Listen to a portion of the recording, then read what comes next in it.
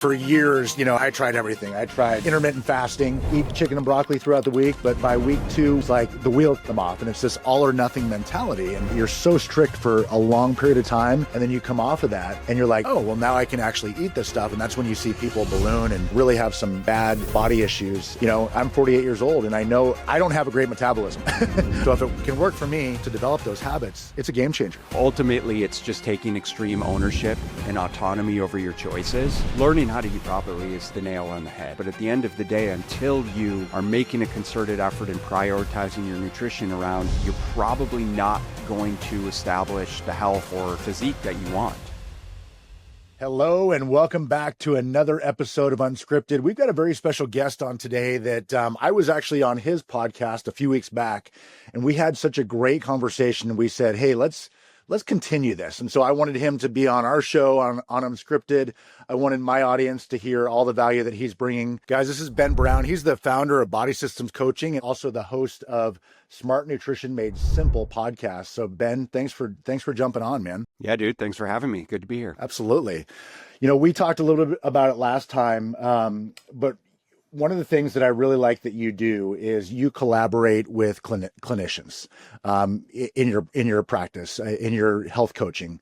I want to hear a little bit about that and kind of the benefits of doing that and why you think that's important. Yeah, for sure. I mean, listen, I've been doing this, going on 20 years now in the coaching space, from in the trenches, personal training from morning till night, to getting a second master's degree in clinical nutrition, to progressing everything online.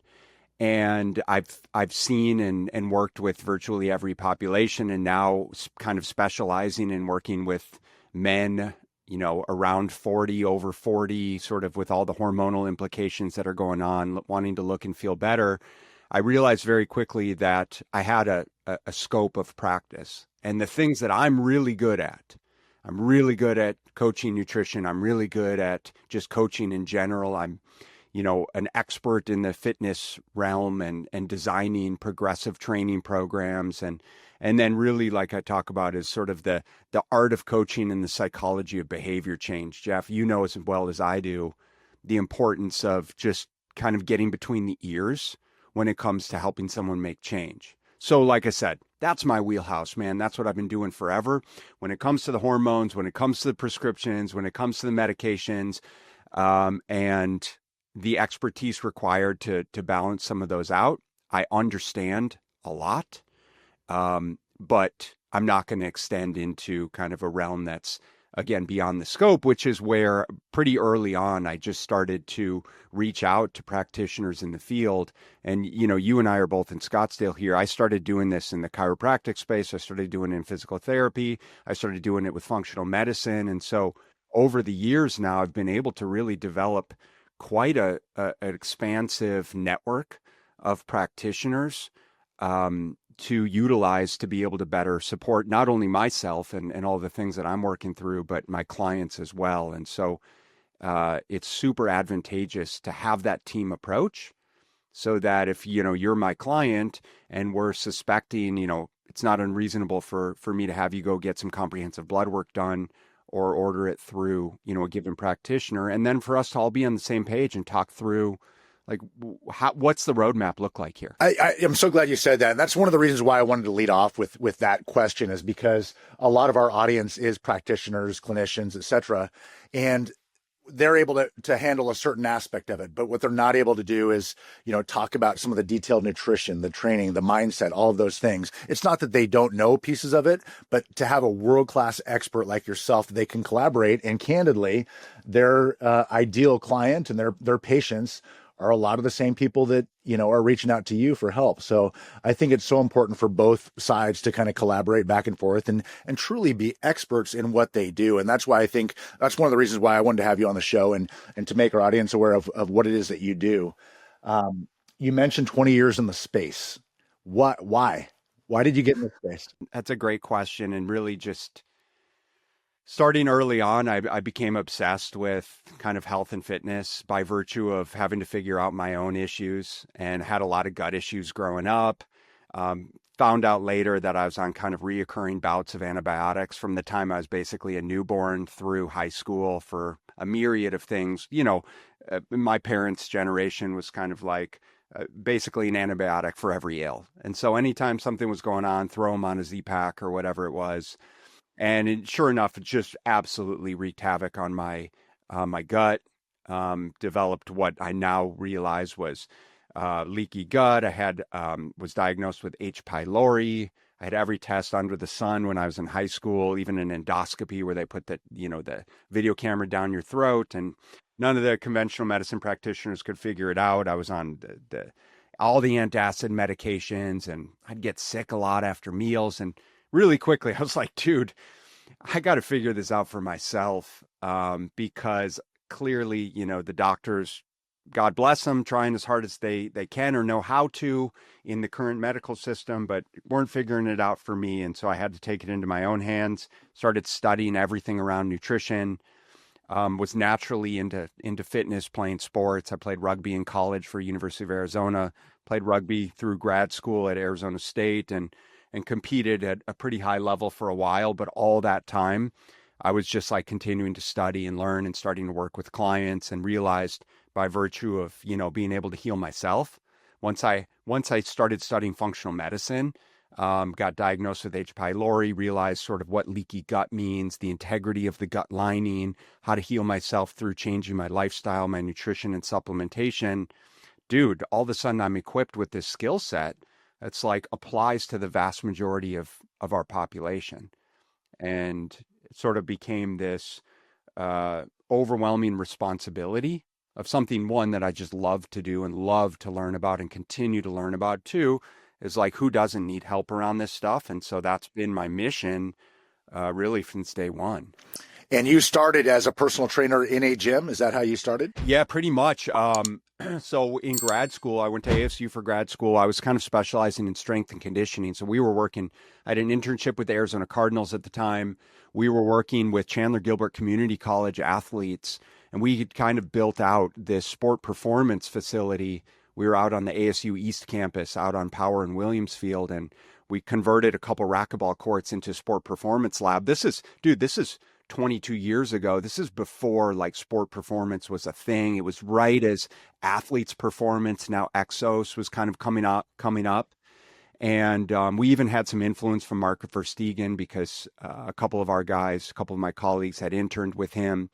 And so, yeah, we was just kind of trial by fire there, but coaching athletes, doing program design, learning how to coach in-person session with athletes. And then when I was, my wife started working up at a private golf club community.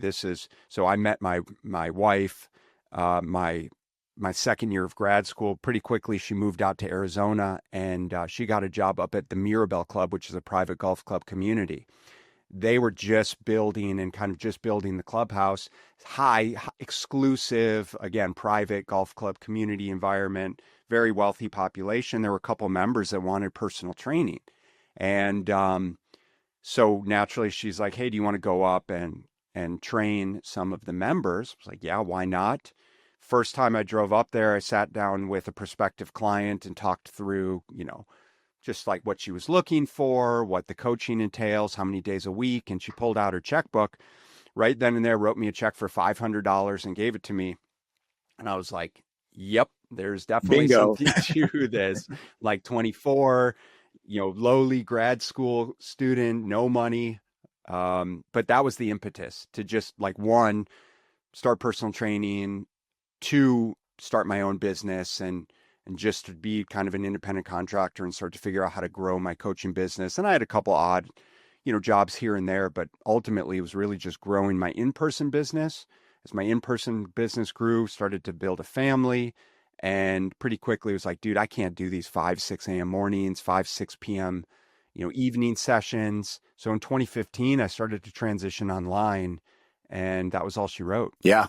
And you have a very specialized focus in high performers, kind of approaching middle ages. Talk a little bit about who is your client? Who do you really help? I mean, first off, you're a husband, you're a father of 3. How old are you? I'm 46. I mean, look at this guy. He's 46 years old. He's jacked. He's ripped. He looks 10 years younger. I mean, this is how it's supposed to look. but that's kind of your client, right? Yeah, ultimately it's guys like me, it's guys like us, it's guys that are, serious about making change, that are committed. They're hard chargers in other areas of their life. Like genuinely and generally they're successful in business, they have a family, they're trying to juggle all of the things, and a lot of times they've lost themselves understandably along the way. And there comes a point where they kind of look in the mirror and what they see just doesn't align with the standards that they have set for themselves, for their future, for the example that they're setting for their kids, really for the way that they're showing up in any area of life. And it's sort of this low hanging fruit as far as like they don't feel great in how their clothes fit, the way that they walk into a room, their level of confidence, the way they lead their teams. And listen, dude, I mean, I would love to say that it didn't matter how we look, but it matters a lot. We all know it matters, especially guys that I work with know it matters. It matters to the level of respect that you generate without saying a word. Um, and your confidence exudes that level of self-belief and what I call unshakable confidence, to the degree that you're building relationships, you're building trust, you're building commitment right out of the gate. And that's what we're trying to reinforce and create for our clients. I want to come back to that. What you're describing was me. What you're describing was me about 10 years ago as, excuse me, as I approached the age of 40, had success in business, busy with family, working too much, high performer. And, I knew what to do. I knew what to do. I knew how to eat. I knew how to work out. I'd been working out for 20 years, in the gym, 5, 6 days a week, but I couldn't ever get where I needed to get. And it wasn't until I made that decision, it wasn't until I actually hired a coach like yourself that I actually started to make progress. Why do you think that is? It's because the untangible here is accountability, Jeff. And it's the very reason why coaches are so valuable. I mean, it's like, listen, you know, talk to any professional athlete and the role that a coach has played in their life, in their success, right? It's the very reason why, you have other people in your life that you are accountable to, of perhaps a financial advisor, perhaps an attorney, perhaps a business partner. It's the very reason why we all, we know what to do, but if we're not doing it, then we have to figure out, what's the missing variable. And more often than not, it's simply just having someone to show up to, someone to challenge you. I'm a product of coaches too, in which case, I had coaches change my life, whether it was on the sport, the sport field, whether it was, around business. And there's this immeasurable level of value that comes from having someone to walk you to the top of the mountain and guide you up to the top of the mountain who's been there before. And ultimately, that's what it comes down to. And so for the guys that we work with, it's like, dude, I respect the fact that you think you know what to do, but if you're not doing it, it doesn't matter. And so let's just agree that we need to look at a different route. And perhaps there's some obstacles, some blind spots, some crevices, if you will, that we're missing or that you're going to encounter along the way that I can help you navigate around so that you can save yourself time, money, energy, stress, unnecessary effort, so we can work up to the top together. 100%. I found myself frustrated, and that's where I ultimately decided, yeah, it's time to make a change, and that accountability is huge. I don't want to discount that, but what was a big piece, Ben, and the reason I mention it is because I know it's kind of step one for you, which is kind of identity reframing and mindset. Talk a little about why that's important and how that really is the impetus for change. I mean, at the end of the day, we have to acknowledge that who we are right now is not who's going to make the change. And so we need to basically determine, like, what do I want and who do I need to become in the process? And what are the behaviors and the actions and the skills and the commitments and the decisions look like for my 2.0, my 3.0, my 5.0 version? In 6 months, here's where I want to be. Here's where I will be. Let's work backwards and determine, okay, well, based on that, what do you need to do? What do you need to not do? Who do you need to surround yourself with? What sort of decisions need to come to fruition here? What does your social support system look like? How are you scheduling and prioritizing your time appropriately? And it's this full breakdown of life as we know it to actually be able to acknowledge, you doing the same things is obviously not getting you where you want to go. And so we need to make some significant changes there. And that's the hardest thing because, Jeff, people think and guys think, well, just give me the plan, right? It's just give me the calorie goals, just give me the macro goals, just give me the workout, just tell me how frequently to train, and I'll do it. But that's the least important variable. It's everything in between. It's your partner, it's your relationships, it's your business, it's how you're scheduling your time, it's your lack of planning and preparation, it's how you're navigating your weekends, the decisions that you make when you travel, it's the effort mentality, it's the all-in dichotomous thinking of I just need to push hard for 30 days and then I'll lose this 15 pounds and I'll be there. Then what? You know? And we reinforce this perpetual cycle. You nailed it. And that was the cycle that I was on for years. It was all in or all out, right? It's the effort mentality. And I know you're big on that. Can you describe what that is? Because I do think that is huge in it's one of the roadblocks in really achieving where you need to get to. And it's one of the areas that I've been able to fix in my life. I know for yourself as well. But that was what was holding me back for a long time. Yeah, dude. I mean, it really is one of the most prominent things that we navigate when we're on this journey. And it really is this kind of all in black or white, what we call, in the literature, it's called dichotomous thinking. And it's just this all or nothing mindset. And so many of us get stuck in this loop of, we do it in business. I'll go hard this, we're grinding this quarter. I just got all focus on business. So we can hit these KPIs, deadlines, whatever it looks like, or I'll just do this 30-day diet or 75 hard, or I'll just go carnivore for the next 2 months, right? I'll just remove carbs. I'll stop drinking for, however long. And we treat sort of these overly restrictive aspects of dieting, nutrition, training as the panacea.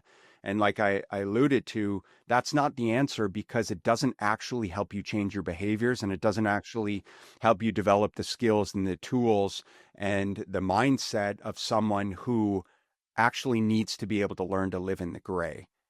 And right. And so the counter to that is what we call unconditional permission is helping. And I just had a conversation with my client, Joe, yesterday about this because when he sent his check-in to me, he basically stipulated I ate quote unquote clean all week, but I needed a cheat this weekend. And so I didn't track. I just, I had kind of a blowout meal. I'm back on track today. And that is it. Like that is it. And so we kind of had to break that down through a conversation yesterday afternoon. It was like, Joe, there's no, like, first off, you're only cheating yourself, and we can call it whatever we want. We can call it a cheat. We can call it a refuel meal. We can call it a refeed, but it's the very mindset of you feeling like you need to white knuckle it all week long around whatever it is, only to feel like you deserve a break, right? You deserve a break. And, the nature of physics and thermodynamics is such that, listen, dude, I don't really care that much, especially initially, how your calories come in or how your calories go out. We just need to agree to kind of create some level of caloric deficit. And there's a million ways to do that. So what if I actually gave you permission to include the foods that you think are off limits or even alcohol or whatever it is in some reasonable amount, even if it's every single day, to help you kind of flip the switch in your brain that says, I can't have this, I can't have that, can't have the other thing, only to end up over consuming it later on.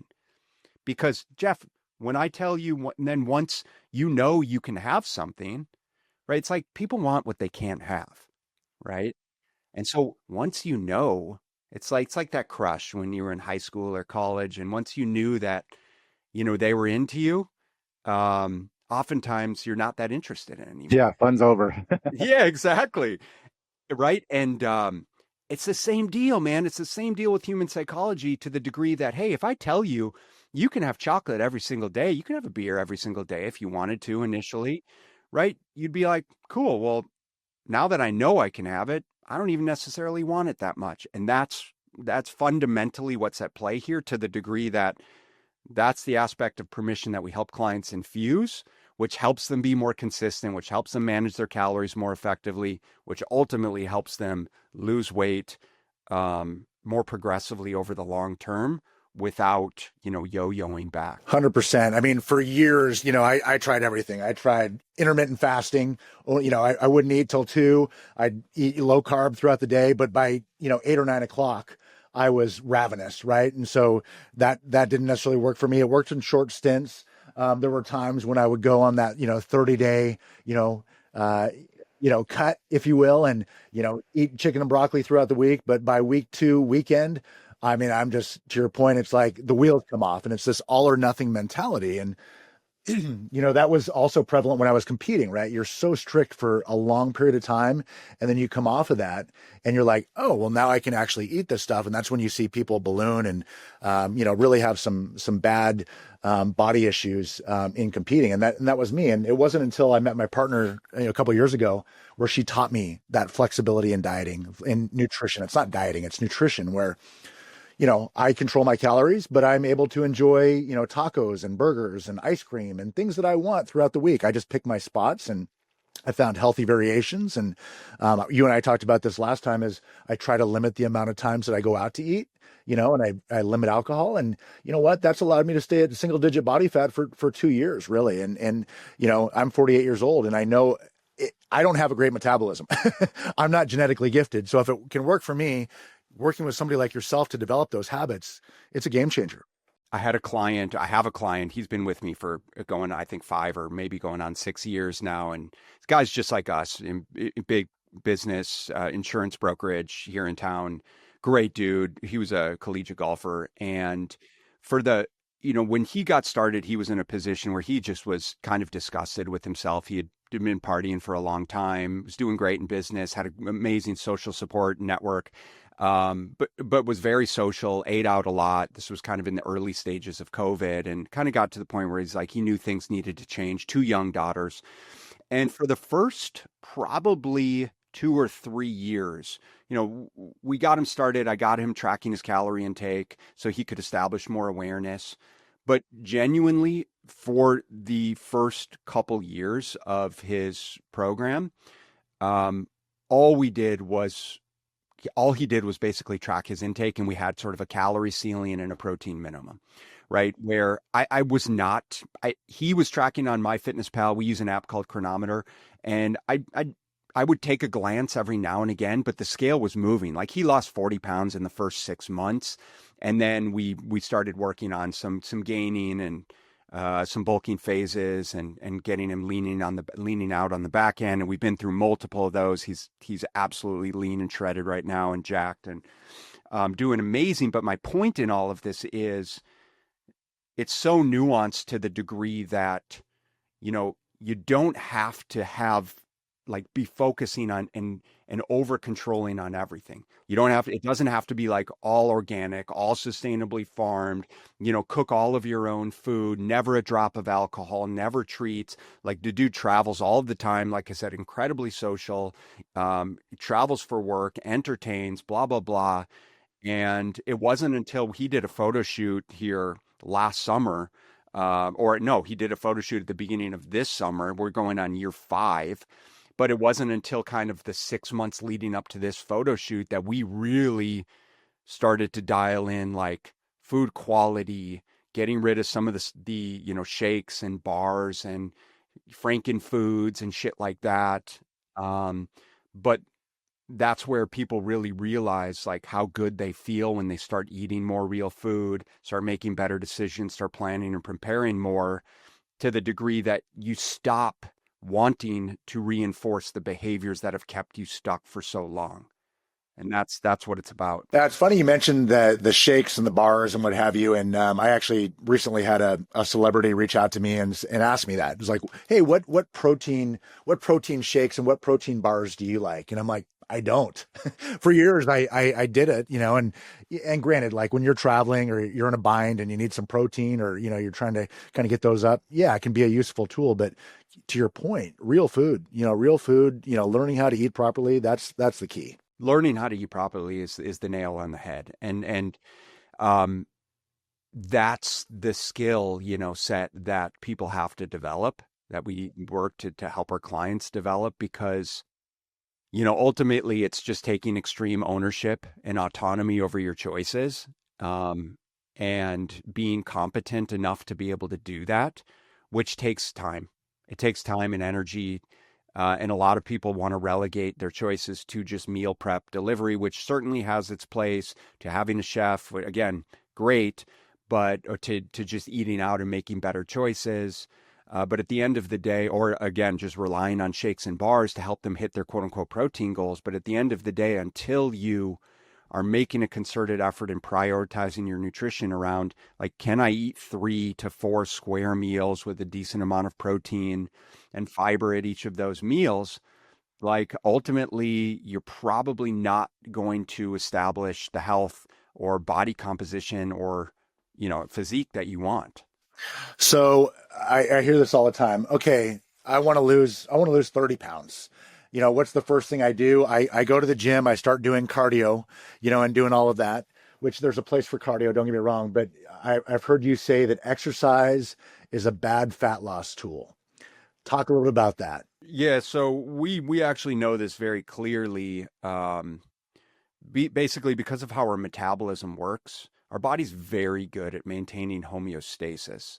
And so, in other words, the calories that we expend on a daily basis, usually our body will make up for in some way, shape, or form, so that, right, we can maintain that level of homeostasis, or that weight set point, if you will. And so what that looks like is we go to the gym and we do a boot camp class, or we do a spin class, or, something where we expend, and we make the assumption, or our little watch tracker tells us that we expend 500 or 600 calories or 800 calories or whatever it is. Well, what we don't realize on the back end of that is oftentimes our body will compensate. We call this metabolic compensation or metabolic adaptation, which functions in a myriad of ways, especially the longer that you diet and the more severely that you diet. And so ultimately what happens is you do this ball busting workout, then you get home and you're ravenous. You're like, dude, I'm so hungry. I didn't have any meal prepped. And you go out and you crush a pizza or a burger or something that you replace those 500, 600, 800 calories in about 5 minutes with your plate of fries, with an appetizer, with an extra cocktail. You're like, I earned this. I worked so hard this week, yada, yada. It's not hard to do. And so, listen, exercise is beautiful. It's extremely healthy. We want a mix of strength training and cardiovascular exercise to build our aerobic system, and improve, blood vessel health, especially for guys like us at this age. Vascular health is incredibly important, but I say all of that to really reinforce that nutrition is going to be the biggest driver of the caloric deficit that we need to create. And so that's why it absolutely begs that we take accountability and learn how to develop awareness around our nutrition behaviors, in addition to just finding a realistic exercise routine that we can implement regardless of how aggressively we're dieting. Yeah, it's so funny. It's your point. I mean, I can relate to that. And, it's funny. I was just talking to my mom, and she lost a lot of weight. And in order to keep it off, she's going on extremely long walks, extremely long walks. And I said, Mom, she's like, I'm hungry all the time now. And it's like, Mom, but your body's trying to compensate for all this activity that you're doing, and it wants more calories. And so again, get in the weight room, instead of doing all those walks, just create some moderation, get in, do some strength training, but you really have to control it with your nutrition. And that's one of the reasons why I wanted to have you on, is so we're so aligned in everything that you talk about.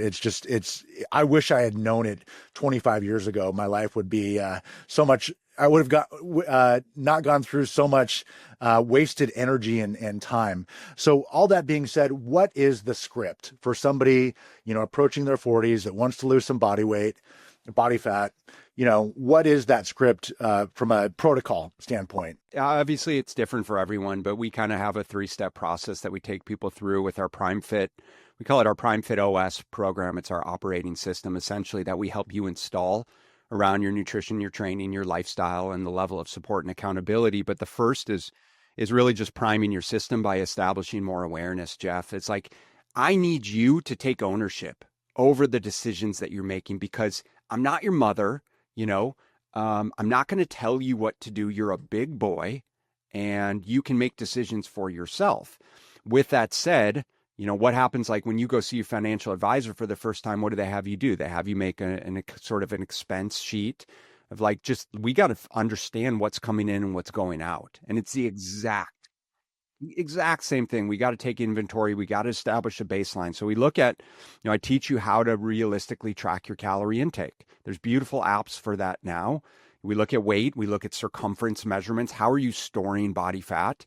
We might do like, locally, if you're local here, we might do like a DEXA scan, or I got guys in other states that are doing DEXA scans or in-body assessments. But at the end of the day, just some simple circumference measurements, some daily weight, some pictures.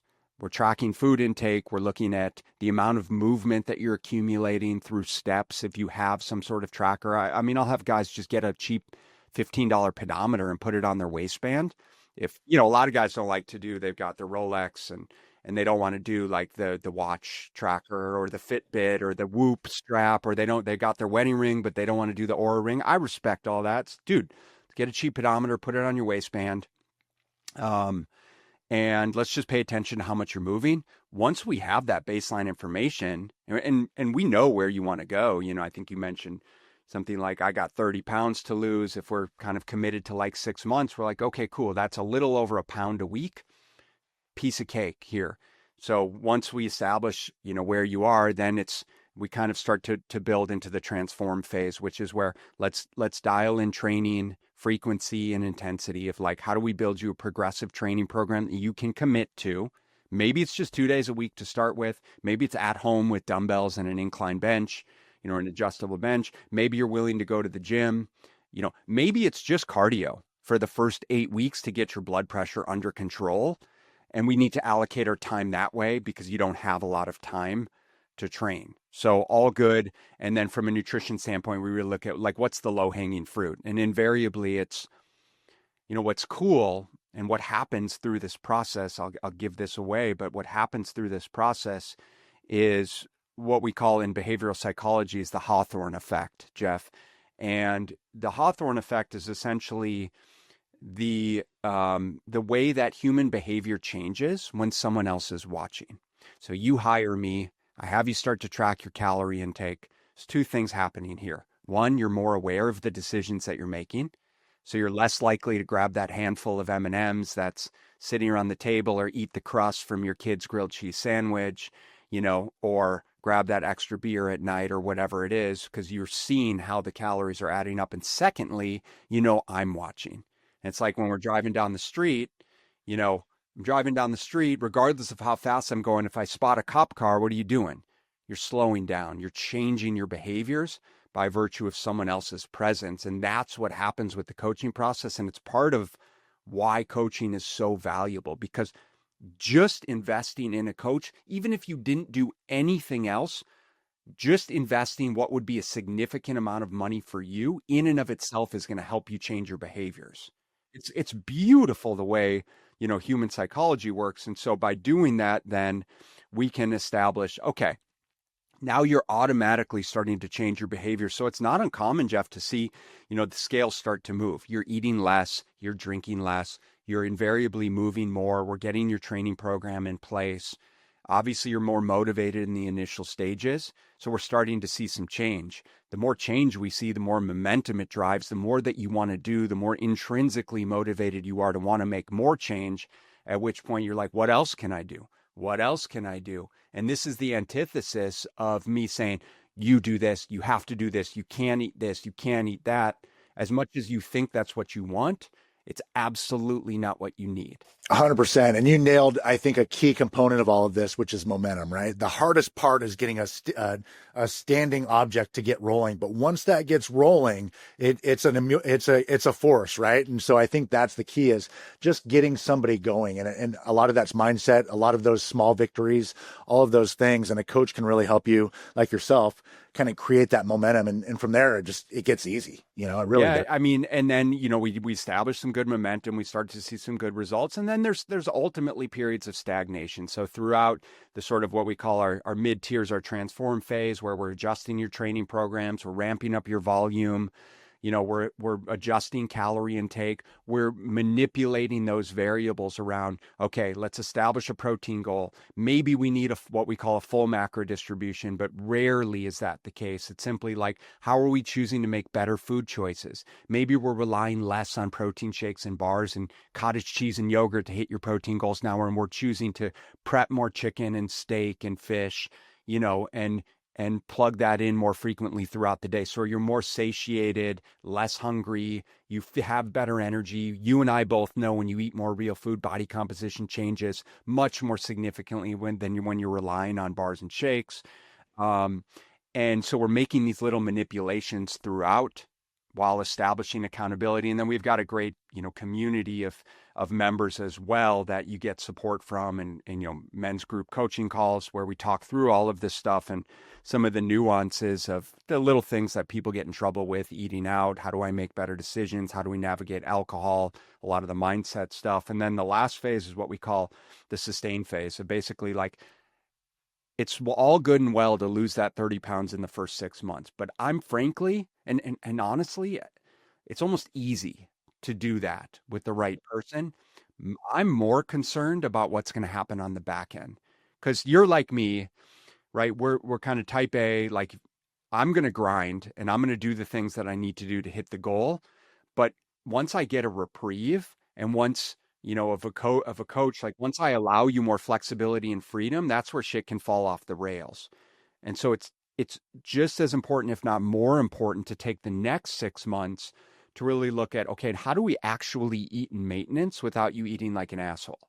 You know? And now that you're through this initial momentum, like, you hard charged it for 6 months, but what are the next 6 years going to look like, dude? How do we keep getting better and keep moving the goalposts? That's when the real journey begins. And that's why, like, not to toot my own horn, but I mean, I have clients. My average client right now is with me for over 2.5 years.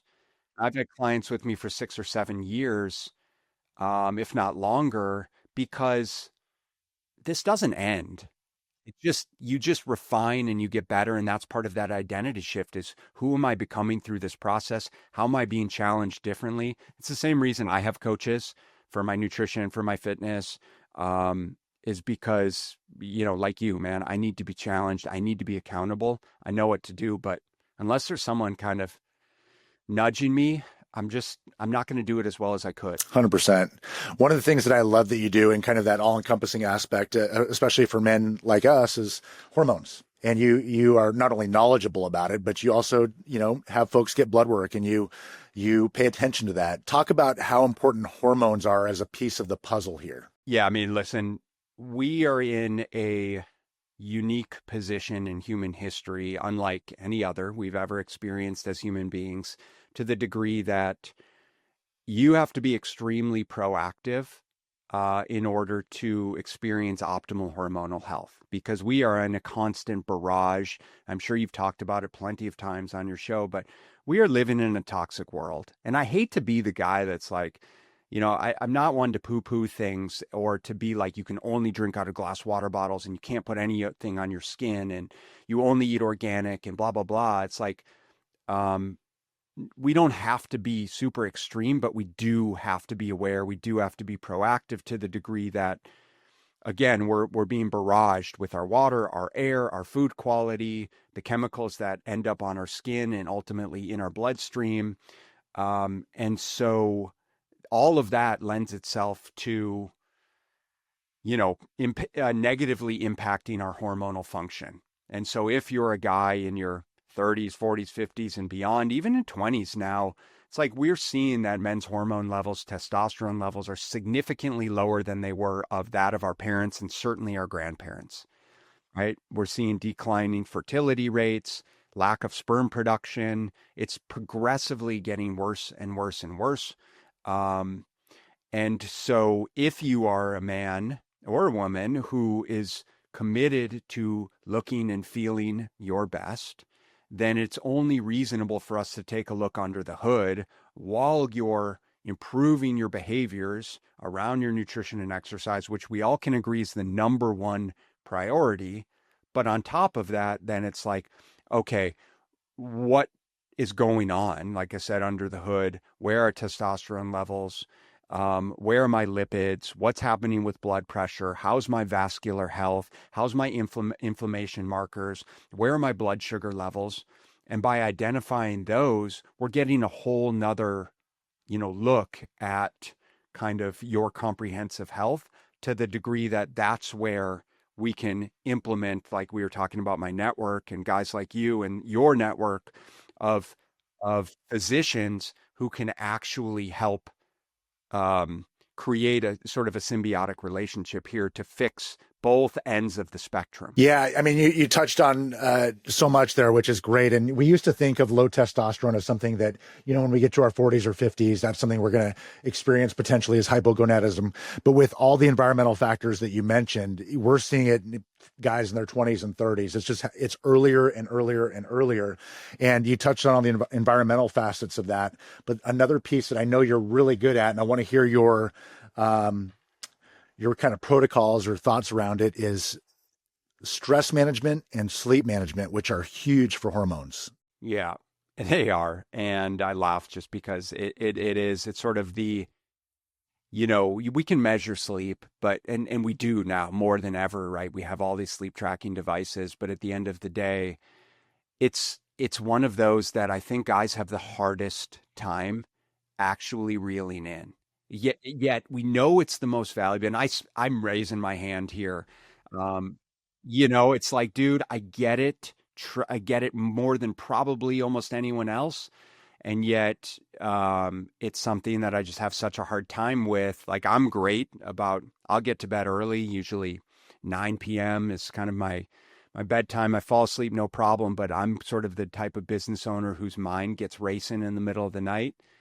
And then I'm kind of up. And so we're playing around with some stuff there. But ultimately for guys, it's, what becomes of most importance is just structure and routine for that, for sleep first and foremost. And we'll talk. And I think this goes into stress too, because at the end of the day, what I've observed and experienced is a lack of structure and clarity around what needs to happen lends itself to anxiety and stress.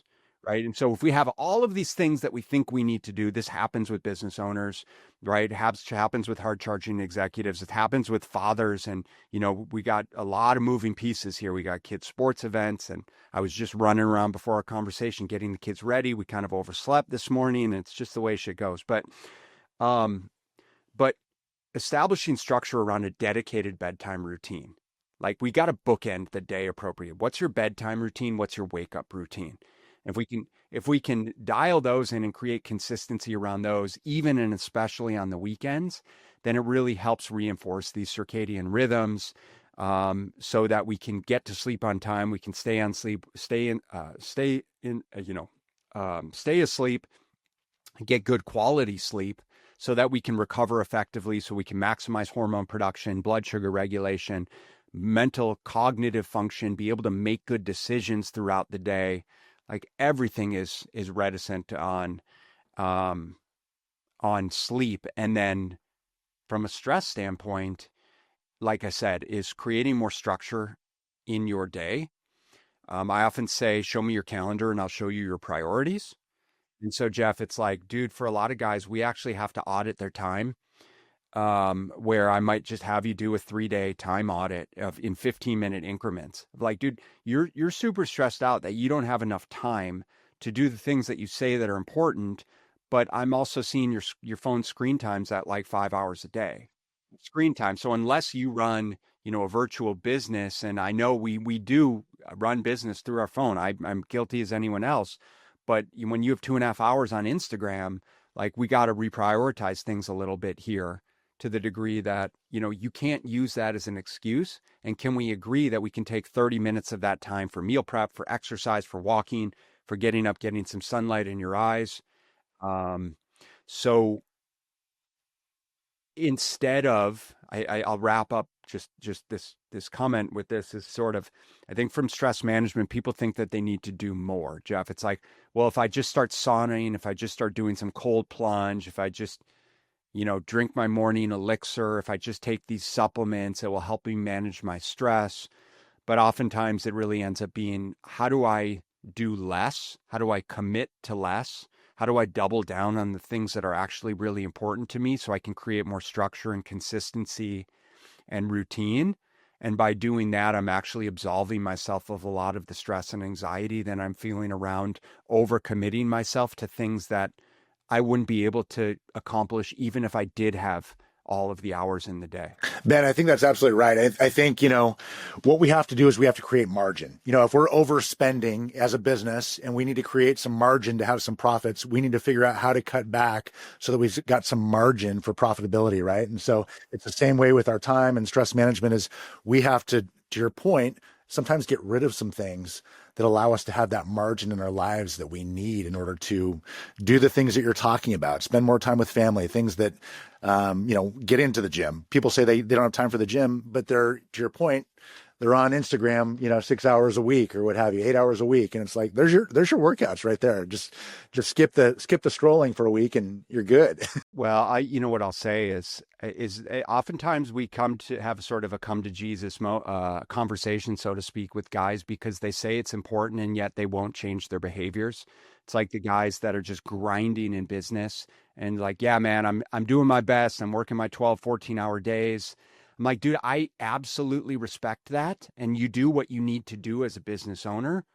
But let's agree that you said that these were your goals. And if you can't do the very things that we established are requisites for you accomplishing your goals, then either we need to change the expectations, change the goal, or acknowledge that it's actually just not a priority right now, which is fine. It absolves you of the stress and pressure. It absolves me of feeling like I need to nag you to do the things you said you were going to do. And then we can just be on the same page of like either we're maintaining or you come back when you're actually ready to make change. And so just having some of those hard conversations, I think, is something that has served me very well when working with guys like us, of just being uber matter of fact of like, dude, here's what you said that you wanted. Here's where here's where you started. Here's where you are now. Whether we're making progress or not, here's what the trajectory looks like. It's like you got to zoom out. You got to look at the KPIs. We got to look at the big picture here and always reassess where we are with respect to the goals. And that's where having some of those hard conversations really go a long way. One of the things that I love that you kind of discuss as a goal for your clients is to look and feel like a superhero. And it's funny because whenever I have folks wanting to work out with me, I say, okay, I'm going to put you through the superhero program, which is, that's how I call what I do, my workout. And for years, I basically did the heavy weights, the old football training, squatting and deadlifting. We talked about this last time, and I never really got where I wanted to get to. And furthermore, I was getting hurt all the time. And so I've kind of developed a program that I call my superhero program, which involves lighter weights, staying healthy, really feeling mind-muscle connection. Talk about how you help men and women achieve that look in the weight room and stay healthy. I know joint health is a big one for you. Yeah, for sure. Well, first and foremost is like, okay, we need to train. We need to learn how to resistance train. You need to learn how to train with, intensity, meaning learning a certain, perceived exertion or certain reps in reserve, of basically just learning how to train intensely enough to the degree that you're training to almost technical failure. Like first and foremost, we can agree that for the vast majority of people, that's not relevant. And so, and I don't say that to disrespect anyone, but you and I both work out in commercial gyms and you see people.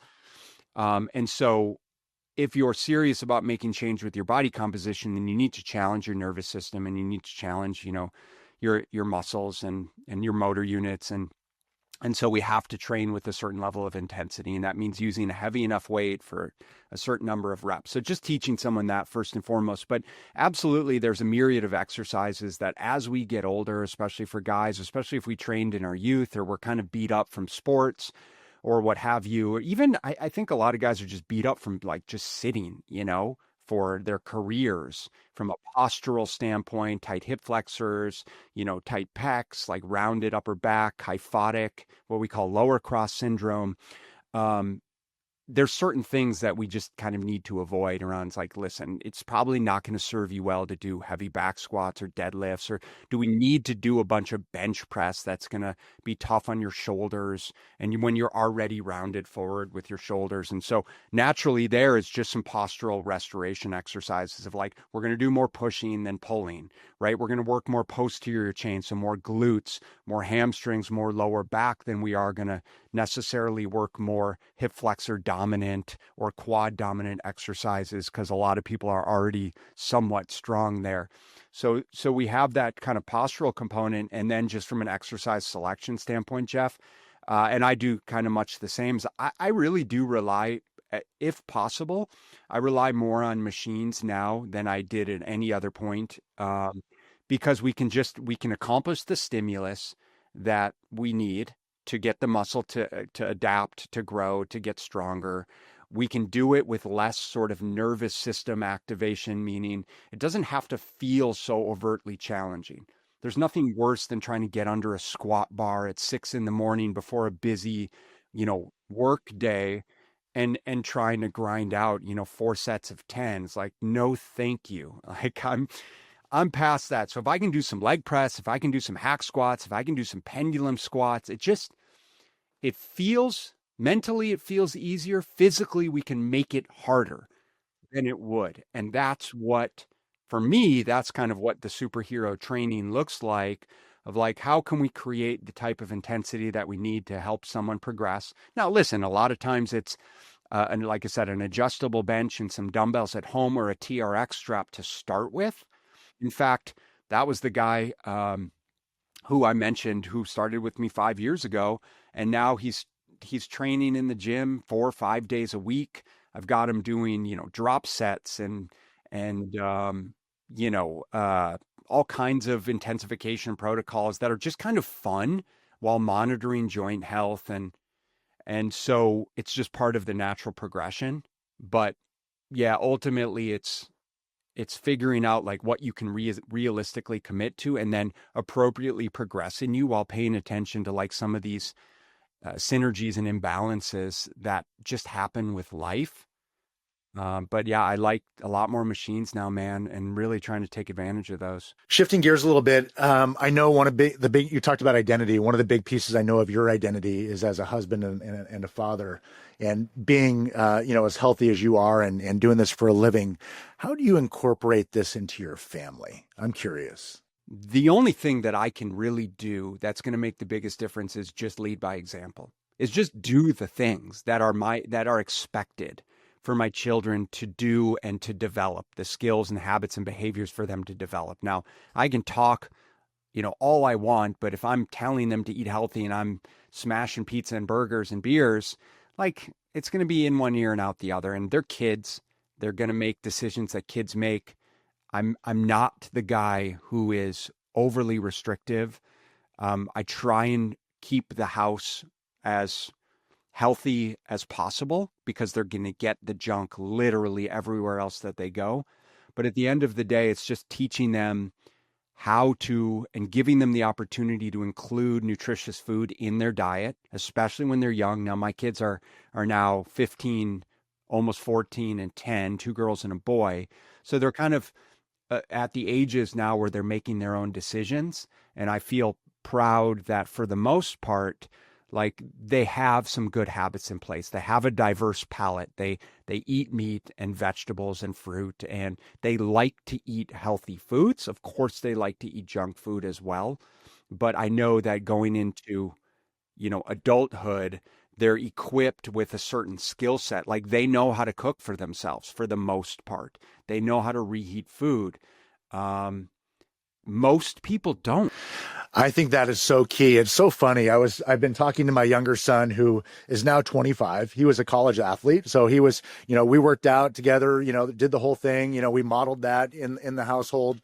And, he gets out of college and he's like, I don't have to work out anymore. And he wanted to build his career and he wanted to get, go out with friends and, go out to the bars on the weekends and all that stuff. And he kind of got to the point after, it's been about 2 years now that he's been out. He's like, Dad, I need to get back in the weight room. I need to get back, living the healthy lifestyle. And, he's been doing it now for a few months. And he called me over the weekend. He's like, Dad, I feel so much more confident, so much more energy. Like it's changing my life. And, it's because we modeled that, but it's also because, they have to want to do that themselves and they have to, you don't want to force that upon them. But you talked about confidence at the beginning. And I think that's carries itself over to relationships. It carries itself over to business. And that's why I think this is so important. What you're doing is we let off the show saying, yeah, these are high achievers, but they're not really feeling like they're their best. So that's why I love what you do, is because it's not just changing your body, it's really changing your life, and it can have ripple effects through your business, your relationships, everything. I feel very fortunate to have the skill set to be able to do this because I know I can positively impact so many people, but it's ultimately the way that I feel like I can make the biggest change in the world. And I do feel a profound responsibility to do that as a human, as a member of society, as a husband, as a father, as a man. It's like, dude, we have a responsibility first and foremost to show up for ourselves and lead by example like we're talking about, but also understanding that by doing that, you're empowering other people to do the same. You're empowering other men to do the same. You're empowering your employees to do the same. You're empowering your kids to take control and have autonomy around their health and fitness. And in a society where we relegate literally everything to everyone else as everyone else's responsibility, and we don't take responsibility over the outcomes of our life, what could be more powerful than having the tools and the skills to actually truly own your health, right? Because why? Because no one else is going to do it for you. Yeah, exactly. No, I mean, you're an inspiration, man. I mean, obviously, what you're doing, helping others is great. I know in our last podcast, I had a couple folks reach out to me and just say, hey, you've inspired me. And I know they do the same for you. And that's what I wanted to kind of close with today is, go to Ben's Instagram, but how do people find you? I want them to go and see what you're actually doing because you are an inspiration and people need to know how to get in touch with you. Well, I appreciate it, man. I appreciate the platform. Anytime I can obviously share my message and obviously I'm passionate about it. And again, feel grateful to be able to do what I do. But yeah, our website's bodysystems.com. I'm sure you'll have the links in the show notes. Our Instagram's @BodySystemCoaching. I've been more active on Instagram, so I'm kind of sharing, I think, things that are relevant and hopefully valuable to my audience on Instagram. And then you mentioned our podcast, the Smart Nutrition Made Simple Show, is a great place to listen to other experts like you in the industry, in a number of different realms, as well as my kind of solo musings. And I'll take those and put those on YouTube as well. So a little more long form is the podcast or YouTube. And then, obviously Instagram is Instagram. So if you want sort of the shirtless pics and the obligatory 60-second reels, then that's what you're going to get for what it's worth. But yeah, great. Always happy to have a conversation, be it Messenger, be it phone, be it Zoom. I just want to help people move in the right direction. I love it. Yeah, we'll put the links in the show notes. But yeah, guys, on his Instagram, on his podcast, if you liked this conversation, there's so much more that he has available. So go find him. Ben, thank you so much for coming on, brother. Really appreciate you. Dude, thank you. Really appreciate the opportunity. Well, that's another episode of Unscripted. Thanks for tuning in, and we'll have another episode for you next week.